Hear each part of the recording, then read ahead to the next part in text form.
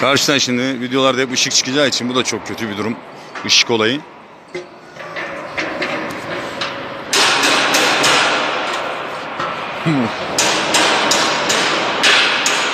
Murat'ın Shakespeare'a sarılaşını yanlış anlamıyoruz. Onlar en ufak bir art niyet yok.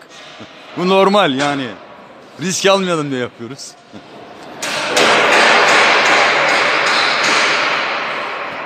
Evet bakın Murat oradan bunu indirirken zaten pin boşluklarını görüyorsunuz arkadaşlar.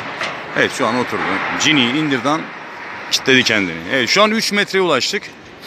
Son birer metre daha son yüksekliğe bulacağız.